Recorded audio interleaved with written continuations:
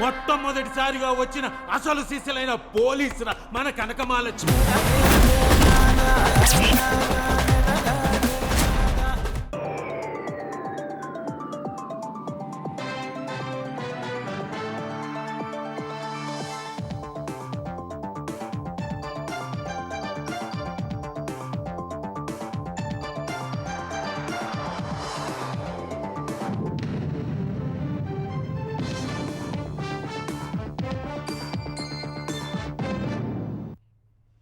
నమస్కారం, ETV news కు స్వాగతం. వైసీపీ అధ్యక్షుడు జగన్ కంచుకోట బద్దలైంది. దుర్భేద్యమైన పులివెందులలో జగన్ కు తెలుగుదేశం గట్టి షాక్ ఇచ్చింది. పులివెందుల జెడ్పీటీసీ ఉప ఎన్నికల్లో భారీ మెజారిటీతో టీడీపీ విజయ దుందుబి మోగించింది. ఏపీలో కూటమి ప్రభుత్వం అమలు చేస్తున్న సంక్షేమ పథకాలు, సూపర్ 6 పథకాలపై నమ్మకంతో ఓటర్లు ప్రజాస్వామ్యబద్ధంగా ఓటేయడంతో పులివెందుల జెడ్పీటీసీ ఉప ఎన్నికలో టీడీపీ అభ్యర్థి మారెడ్డి లతారెడ్డి ఘన విజయం సాధించారు.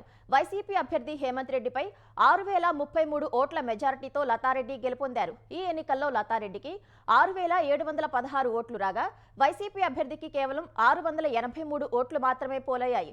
వైసీపీ అభ్యర్థి హేమంత్ రెడ్డికి డిపాజిట్ కూడా దక్కలేదు. వైఎస్ హయాం నుంచి దాదాపు 4 దశాబ్దాల తర్వాత పులివెందులలో అద్భుత విజయాన్ని అందుకోవడంతో టీడీపీ నేతలు, శ్రేణులు సంబరాలు చేసుకున్నారు. ఈ విజయంతో కడప హరిత హోటల్ వద్ద టీడీపీ కార్యకర్తలు వేడుకలు చేసుకున్నారు. ఈ వేడుకల్లో పాల్గొన్న మంత్రులు సవిత, మండిపల్లి, టీడీపీ నేత బీటెక్ రవి ఎట్టకేలకు ప్రజాస్వామ్యం, న్యాయం గెలిచిందంటూ హర్షం వ్యక్తం చేశారు. ఈ విజయం స్ఫూర్తిగా వచ్చే ఎన్నికల్లో పులివెందుల అసెంబ్లీ ఎన్నికల్లో జగన్ను ఓడిస్తామని నేతలు విశ్వాసం వ్యక్తం చేశారు. ఒంటిమిట్ట జెడ్పీటీసీ ఉప ఎన్నికలో కూడా టీడీపీ భారీ మెజార్టీతో విజయం సాధించింది. ఈ ఎన్నికల్లో టీడీపీ అభ్యర్థి ముద్దు కృష్ణారెడ్డి వైసీపీ అభ్యర్థి సుబ్బారెడ్డిపై 6227 ఓట్ల భారీ మెజార్టీతో గెలిచారు. టీడీపీ అభ్యర్థి ముద్దు కృష్ణారెడ్డికి ఈ ఎన్నికల్లో 12780 ఓట్లు వస్తే వైసీపీ అభ్యర్థి సుబ్బారెడ్డికి 6513 ఓట్లు మాత్రమే వచ్చాయి. పులివెందుల తరహాలోనే ఒంటిమిట్టలో కూడా చాకచక్యంగా వ్యూహాలు అమలు చేసిన టీడీపీ ఓటర్లు ఎలాంటి భయాందోళనలకు గురికాకుండా ఓటేసే వాతావరణాన్ని కల్పించింది. ఈ మేరకు భారీ మెజారిటీతో విజయాన్ని అందుకుంది. ఎలాంటి జాప్యం లేకుండా సింగూరు డ్యాంకు మరమ్మతులు చేపట్టాలని జాతీయ డ్యామ్ సేఫ్టీ అథారిటీ తెలంగాణ నీటిపారుదల శాఖకు సూచించింది. ఈ మేరకు నీటిపారుదల శాఖ ఈఎన్సీకి ఎన్డీఎస్ఏ సదరన్ రీజియన్ డైరెక్టర్ లేఖ రాశారు. సింగూరు డ్యామ్ కట్ట హైరిస్క్ లో ఉందని, తక్షణమే మట్టి కట్టను బలోపేతం చేసే చర్యలకు పూనుకోవాలన్నారు. దిగువన మంజీరా, నిజాం సాగర్ డ్యాంలు ఉన్నందున సింగూరు ప్రాజెక్టు భద్రతను అత్యంత కీలక అంశంగా పరిగణించాలని, రాష్ట్ర ప్రభుత్వ నిధులతో మరమ్మతులు చేపట్టాలని సూచించారు.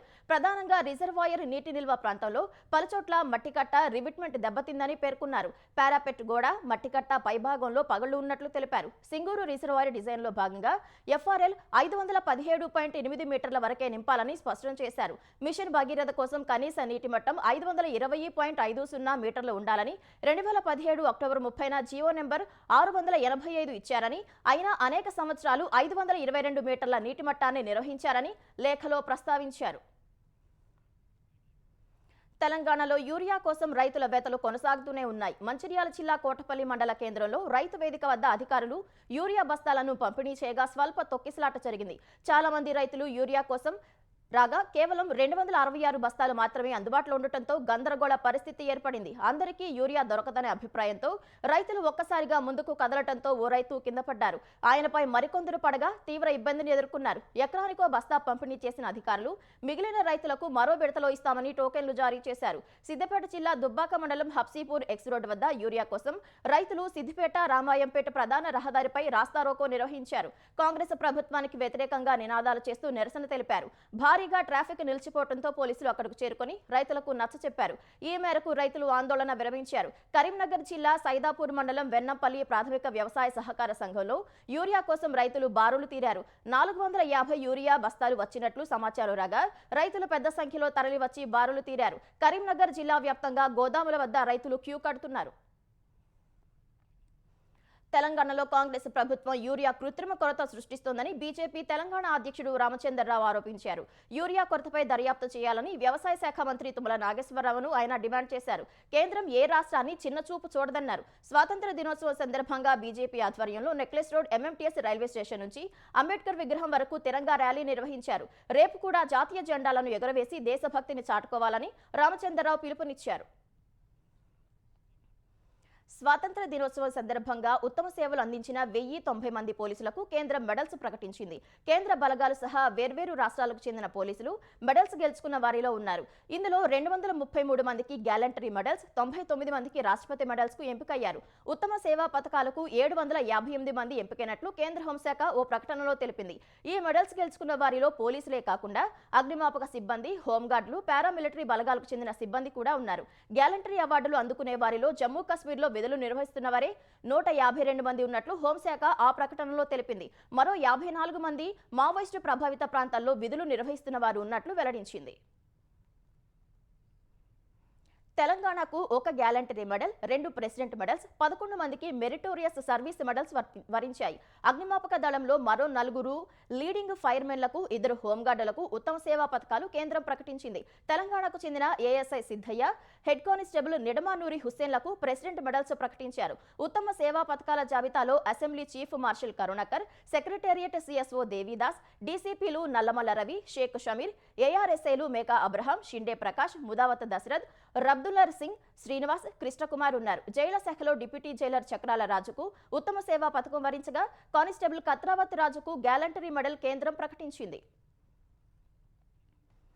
పహల్గామ్ ఉగ్రదాడి తర్వాత చేపట్టిన ఆపరేషన్ సింధూర్లో అత్యంత ధైర్య సాహసాలు, పరాక్రమంతో పాకిస్తాన్ గడ్డపై తీవ్రవాద శిబిరాలను ధ్వంసం చేయడంలో కీలక పాత్ర పోషించిన జవాన్లు గ్యాలంటరీ మెడల్స్ కు ఎంపికయ్యారు. సరిహద్దు భద్రతా దళానికి చెందిన 16 మంది జవాన్లు గ్యాలంటరీ మెడల్స్ కు ఎంపికయ్యారు. ఈ మేరకు వెల్లడించిన సరిహద్దు భద్రతా దళం బీఎస్ఎఫ్ అధికారులు భారత రక్షణ వ్యవస్థపై ఉన్న నమ్మకం, విశ్వాసానికి ఈ పథకాలు ప్రతీకలని వ్యాఖ్యానించారు. ఈ మెడల్స్ కు ఎంపికైన వారిలో డిప్యూటీ కమాండెంట్ అధికారి, 2 అసిస్టెంట్ కమాండెంట్స్, 1 ఇన్స్పెక్టర్ ఉన్నట్లు బీఎస్ఎఫ్ అధికారులు వివరించారు. జమ్మూ కాశ్మీర్ కిష్త్వాడ్ జిల్లాలోని చషోతిలో సంభవించిన కుంభవృష్టితో పోటెత్తిన ఆకస్మిక వరదల బారిన పడి 22 మంది మృతి చెందారు. మచలి మాతా యాత్రకు వెళ్లే దారిలో ఈ ఘటన జరిగినట్లు అధికారులు తెలిపారు. ఈ సమాచారం అందగానే హుటాహుటిన సహాయక బృందాలు ఘటనా స్థలికి వెళ్లాయి. ఈ ఘటన జరిగిన ప్రాంతానికి సమీపంలోనే ఉన్న మరికొందరు యాత్రికులను వేగంగా అక్కడి నుంచి తరలించారు. కుంభవృష్టి నేపథ్యంలో యాత్రను నిలిపివేస్తున్నట్లు అధికారులు ప్రకటించారు. ఆకస్మిక వరదలపై కేంద్ర మంత్రి జితేంద్ర సింగ్ అధికారులను ఆరా తీశారు. సహాయక చర్యలు ముమ్మరం చేయాలని ఆదేశించారు. కుంభవృష్టి ఘటనపై జమ్మూ కాశ్మీర్ లెఫ్టినెంట్ గవర్నర్ మనోజ్ సిన్హా విచారం వ్యక్తం చేశారు. మృతుల కుటుంబాలకు సానుభూతి ప్రకటించారు. ఎన్డీఆర్ఎఫ్, ఎస్డీఆర్ఎఫ్ బృందాలు సహా స్థానిక పోలీసులు సహాయక చర్యల్లో పాల్గొనాలని ఆదేశించారు. ఆంధ్రప్రదేశ్లో వర్షాలు తగ్గిన విజయవాడ, గుంటూరును వరదలు వదలట్లేదు.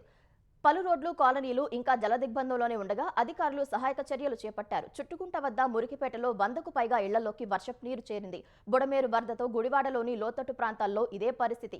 ఆర్టీసీ బస్టాండ్లోకి వరద చేరి చెరువును తలపిస్తోంది. మోటార్ల సాయంతో సిబ్బంది నీటిని తోడిస్తున్నారు. నందివాడ మండలం పుట్టుగుంట వద్ద బుడమేరులో వరద వంతెన అంచులను తాకుతూ ప్రవహిస్తుండగా మచిలీపట్నం, నూజివీడు, కల్లూరు జాతీయ రహదారి కోతకు గురవుతోంది. గన్నవరం నియోజకవర్గం ఉంగుటూరు మండలంలో ఇందుపల్లి, లంకపల్లి మధ్య వన్నేరువాగు ఉధృతికి పంటలు మునిగాయి. ఎన్టీఆర్ జిల్లా నందిగామ మండలం దాములూరు కొడలి వద్ద కట్టలేరు ఉధృతికి చుట్టుపక్కల 20 గ్రామాలకు రాకపోకలు నిలిచిపోయాయి. వైరా ఏరు పొంగి వరి పొలాలు ముంపునకు గురయ్యాయి. రుద్రవరం, సోమవరం గ్రామాల మధ్య కల్వర్టు వరదకు కొట్టుకుపోయింది. జగ్గయ్యపేట నియోజకవర్గంలోని వత్సవాయి, పెనుగంచిప్రోలు మండలాల్లోని వాగుల ఉధృతికి పలు రహదారులు కొట్టుకుపోయాయి. కాకినాడ జిల్లా ముమ్మిడివరంలో లోతట్టు ప్రాంతాలను వరద ఇంకా వీడలేదు. అనంతపురం జిల్లా రాయదుర్గం నియోజకవర్గంలో వేదావతి నది పొంగి వేరుశనగ పొలాల్లోకి నీరు చేరింది. శ్రీ సత్యసాయి జిల్లా నల్ల చెరువు వద్ద ఓ ఇల్లు కూలిపోయింది. ఎడతెరిపి లేని వర్షాలకు తెలంగాణలో వాగులు, వంకలు పొంగి పొర్లుతుండగా చెరువులు అలుగు పారుతున్నాయి. సూర్యాపేట జిల్లా కోదాడలో షిరడి సాయినగర్, తులసీనగర్, గణేష్ నగర్, నయానగర్ కాలనీల్లో వరద నీరు నిలిచిపోయింది. అనంతగిరి, కోదాడ ప్రధాన రహదారిపై రాకపోకలు స్తంభించాయి. నడిగూడ మండలంలోని చౌదరి చెరువు మత్తడి దోకటంతో వరద ఇళ్లలోకి చేరుతోంది. పాలకవీడు మండలం కల్మెట్ తండా చింతవాగు దాటుతున్న క్రమంలో 3 బైక్లు కొట్టుకుపోయాయి. ఉమ్మడి వరంగల్ జిల్లాలోని ముంపునకు గురైన ప్రాంతాల్లో అధికారులు సహాయ చర్యలు చేపడుతున్నారు. ములుగు జిల్లా వెంకటాపురం మండలం లక్ష్మీపురం వద్ద బండ్లబాగులో ఆశా వర్కర్ ఇరుపలక్ష్మి గల్లంతయ్య మృతి చెందారు. ఆసిఫాబాద్ జిల్లాలోని అటవీ ప్రాంతాల గ్రామాలకు రాకపోకలు నిలిచిపోయాయి. కొమ్రం భీం ప్రాజెక్టు గేట్లు ఎత్తి నీటిని దిగువకు వదిలారు. భద్రాద్రి జిల్లా సింగరేణిలో బొగ్గు ఉత్పత్తికి ఆటంకం ఏర్పడింది. టేకులపల్లి మండలం కోయగూడెం ఉపరితల గనిలో 12,000 టన్నుల బొగ్గు ఉత్పత్తికి అంతరాయం కలిగింది. మహబూబ్ నగర్ జిల్లా దివిటిపల్లి వద్ద వాగు ఉధృతికి ఐటీ పార్కుకు వెళ్లే రహదారి కోతకు గురై ఆ మార్గంలో వెళ్తున్న ఓ బస్సు గుంతలో పడింది. అడ్డాకుల మండలంలో తిమ్మక్క వాగు ఉధృతికి రాకపోకలు నిలిచిపోయాయి. వనపర్తి వనపర్తి జిల్లాలో వాగుల ఉధృతికి గోపాల్పేట, చెన్నూరు మధ్య రాకపోకలకు అంతరాయం ఏర్పడింది. వికారాబాద్ జిల్లాలో వాగులు, వంకులు పొంగుతుండగా చాలా గ్రామాలకు రాకపోకలు నిలిచిపోయాయి. రంగారెడ్డి జిల్లా చేవెళ్ల మండలం దేవరంపల్లి వద్ద ఈసీ వాగు ఉధృతంగా ప్రవహిస్తోంది.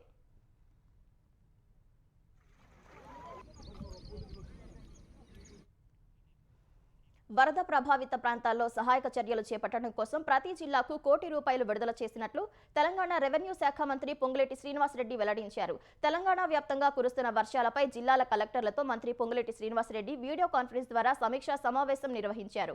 మరో 3 రోజుల పాటు వర్షాలు కురుస్తాయన్న హెచ్చరికల నేపథ్యంలో ప్రజలకు ఎలాంటి ఇబ్బంది కలగకుండా ముందస్తు చర్యలు చేపట్టాలని మంత్రి ఆదేశించారు.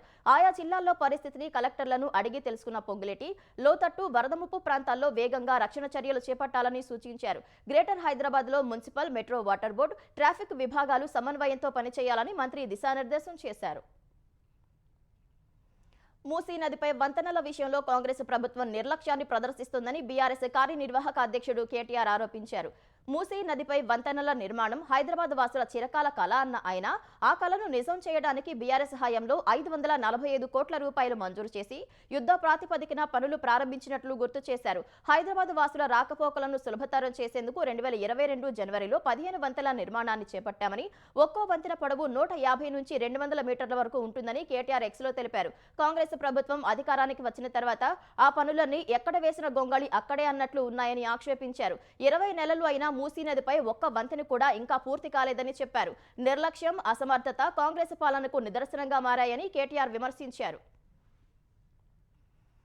2013 ఏడాది నల్గొండకు చెందిన 12 ఏళ్ల బాలికపై అత్యాచారం చేసి హత్య చేసిన నిందితుడు మొహమ్మీ ముకర్రంకు పోక్సో కోర్టు ఉరిశిక్ష విధించింది. ₹10 లక్షల జరిమానా విధించింది. ఈ 10 లక్షలు బాధిత కుటుంబానికి చెల్లించాలని ఆదేశిస్తూ పోక్సో కోర్టు ఇన్ఛార్జ్ జడ్జి రోజా రమణి తీర్పు వెలువరించారు. నల్గొండకు చెందిన మొహమ్మీ ముకర్రం 12 ఏళ్ల బాలికను ఇంట్లోకి తీసుకెళ్లి అత్యాచారం చేసి అనంతరం హత్య చేశాడు. తర్వాత బాలిక మృతదేహాన్ని మురికి కాల్వలో పడేశాడు. బాలిక కనిపించడం లేదని ఆమె తల్లిదండ్రులు ఫిర్యాదు చేయగా కేసు నమోదు చేసిన నల్గొండ 1 టౌన్ పోలీసులు సమగ్ర దర్యాప్తు జరిపి నిందితుడిని అరెస్టు చేశారు. అతడిపై పోక్సో హత్యా నేరం కేసు నమోదు చేసి అభియోగ పత్రం దాఖలు చేశారు. ఈ అభియోగాలపై 10 ఏళ్ల నుంచి వాదోపవాదనలు నడిచి ఇవాళ తీర్పు వెలువడింది. ఈ తీర్పుపై హర్షం వ్యక్తం చేసిన బాలిక కుటుంబ సభ్యులు కొంత ఆలస్యమైనప్పటికీ న్యాయం జరిగిందని అన్నారు. ఢిల్లీలో వీధి సునకాల వివాదంలో అధికారుల తీరుపై సుప్రీంకోర్టు అసహనం వ్యక్తం చేసింది. జంతు సంతతి నియంత్రణ చర్యలను అధికారులు అమలు చేయకపోవటమే సమస్యకు దారితీసిందని జస్టిస్ విక్రమ్నాథ్ నేతృత్వంలోని త్రిసభ్య ధర్మాసనం పేర్కొంది. ఢిల్లీలో వీధి కుక్కలన్నింటినీ షెల్టర్లకు తరలించాలని ఇచ్చిన ఆదేశాలపై అభ్యంతరాలు వ్యక్తమైన వేళ జస్టిస్ విక్రమ్నాథ్ నేతృత్వంలోని త్రిసభ్య ధర్మాసనం ఇవాళ మరోసారి విచారణ చేపట్టింది. ఈ సందర్భంగా వీధి కుక్కల సమస్య పరిష్కారానికి స్థానిక యంత్రాంగం చర్యలు తీసుకోకపోవటాన్ని తప్పుబట్టింది. సునకాల బెడదకు వారే కారణమని పేర్కొంది. ప్రభుత్వం తరపున వాదించిన సొలిసిటర్ జనరల్ తుషార్ మెహతా ఢిల్లీ నుంచి వీధి కుక్కలన్నింటినీ తరలించాలన్న తీర్పును సమర్థించారు. ఈ నిర్ణయాన్ని వ్యతిరేకిస్తున్న వారి సంఖ్య తక్కువగా ఉందని, బాధితుల సంఖ్య భారీగా ఉందన్నారు. ఓ స్వచ్ఛంద సంస్థ తరపున వాదనలు వినిపించిన సీనియర్ న్యాయవాది కపిల్ సిబల్ ఢిల్లీలో వీధి కుక్కలు కనిపించకుండా చర్యలు తీసుకోవాలని ఆగస్టు 11న ద్విసభ్య ధర్మాసనం ఇచ్చిన తీర్పుపై స్టే విధించాలని కోరారు. సునకాల షెల్టర్లు లేవని, వాటిని ఎక్కడికి తరలిస్తారని ప్రశ్నించారు. ఈ అంశంపై మరింత లోతుగా విచారణ జరగాలని చెప్పారు. అన్ని పక్షాల వాదనలు విన్న త్రిసభ్య ధర్మాసనం తీర్పును రిజర్వ్ చేసింది.